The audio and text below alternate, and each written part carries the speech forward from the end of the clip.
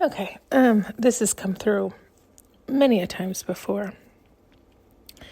And it's hard for me because I've dealt with depression a lot in my life. And so when they continue to have me to feel things, I'm just used to thinking they're my feelings. What normal person would not think that, right? And so even though they have been teaching me this for quite some time now, almost a decade, helping me understand that they're not all my feelings, I still have a hard time with that concept.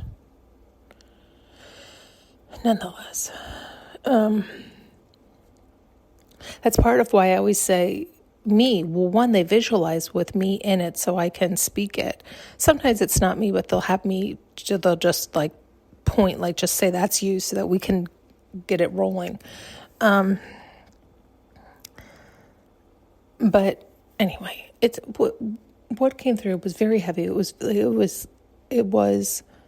a wave of depression, like just such severe sadness. And this has happened, you know what? Like, I want to say all too much in the past, 6 months. Because even in all my life, even when I've had bouts of it, the depth that I've had in the past 6 months doesn't happen that frequently. Like, if I've gotten that low, it had been, even if it was once a year, it was once a year, right? Like, not, anyway. So very, very, very heavy yesterday. I mean, physically hurt. And the crying wouldn't stop. The face was swollen just a mess. And so I really wish I got on and recorded it, but it was so heavy and hurt so bad that I didn't fucking care. Like when you get like that, you don't. And so even though there was good thoughts coming as far as more clarity on things, it was also, I didn't care.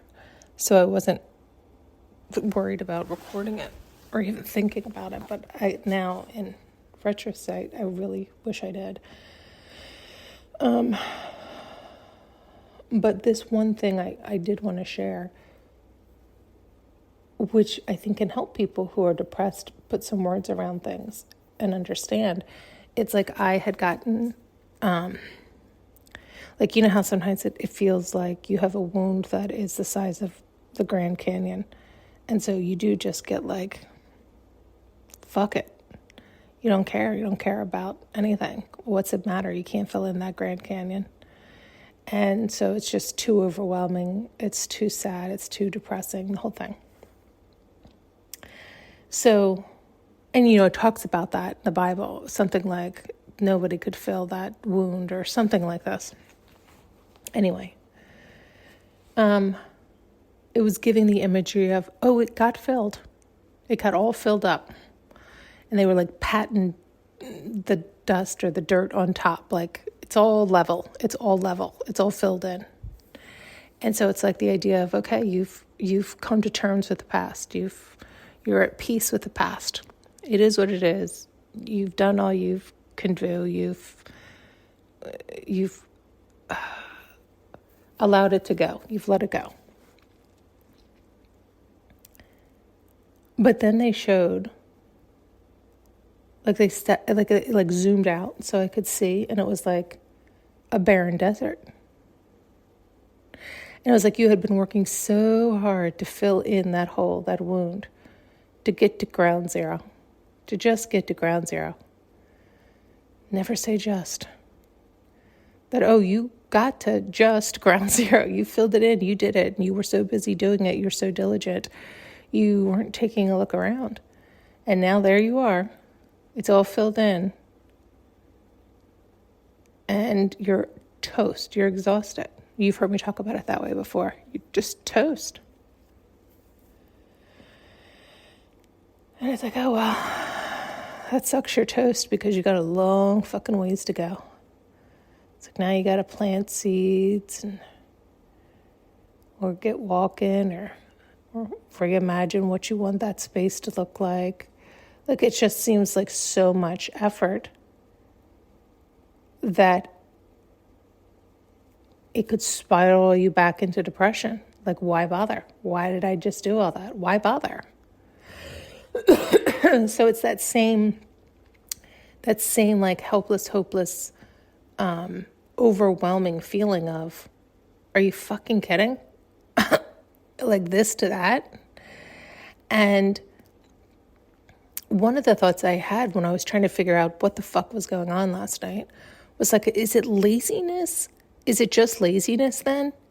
And that's when they were like, no, because you worked so hard to fill all that in. You worked so hard to fill all that in.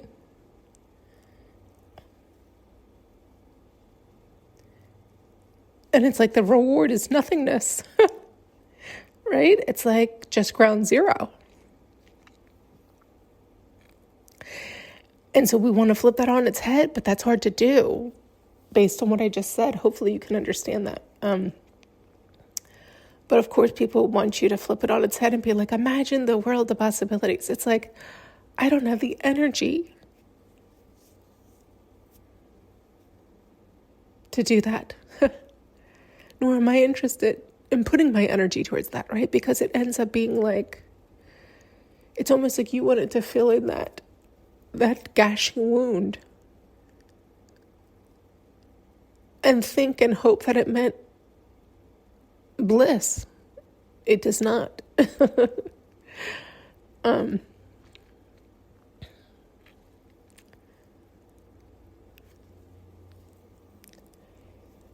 I'm 48 and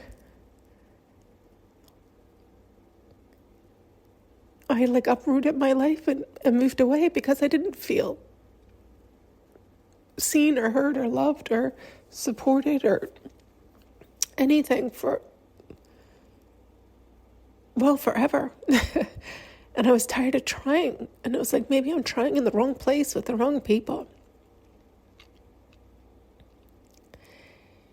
And yet you go with you wherever you go.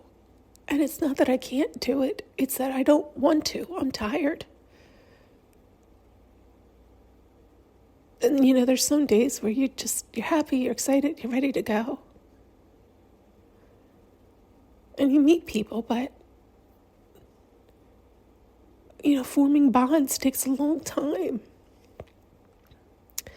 And it's usually in places where you see them consistently. But when you don't, you're not in school and you're not in a work environment and you don't participate in things that I guess require a consistent visual contact.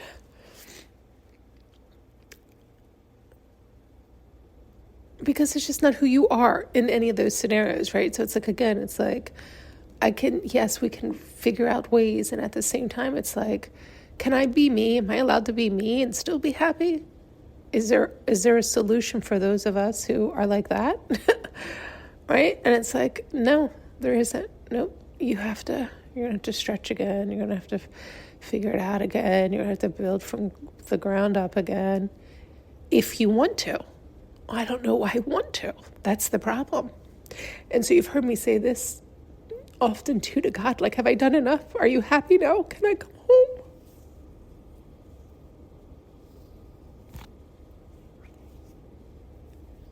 Because that's what it feels like. It's like, okay, I filled in the wound. I filled in the past. I made peace with it. But I don't like it here. I don't want to stay here. Can I go home now? Like, did I do enough work now? Is it okay for me to come home?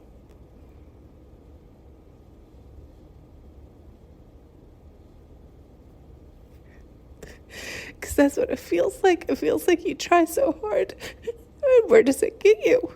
So it's like I'm not even mad. I'm just sad. And I don't want to have to keep trying and efforting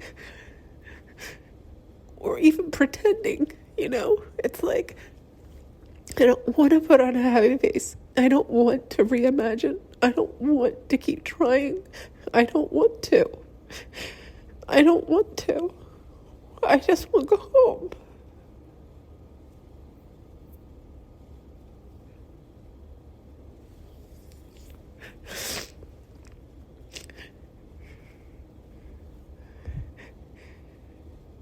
It's not as easy for some people. You know, some days it is and some days it's not.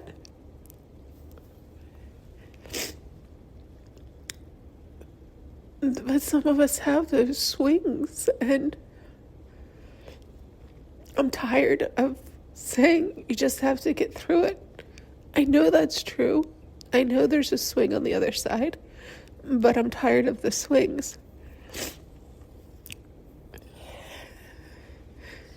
And I'm tired of the neutral. I'm tired of it here. I don't like the rules. I don't.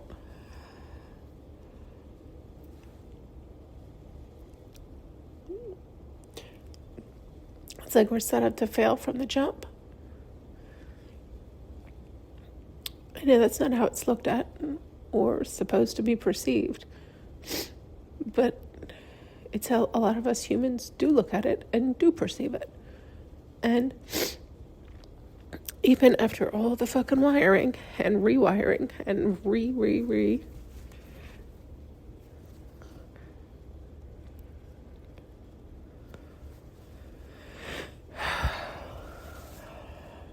it doesn't seem to ever end. It's like the idea of the blessing or the curse. It feels like I can't look at it as a blessing anymore. I more look at it like a curse.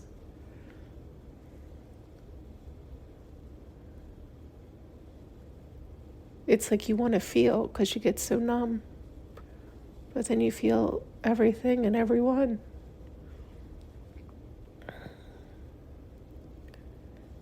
And that's too much.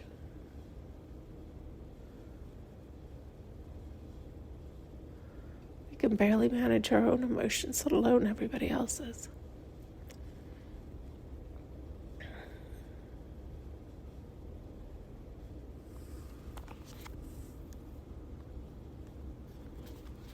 Thanks so much for tuning in and listening. You can now purchase an audio journey with me using the link below.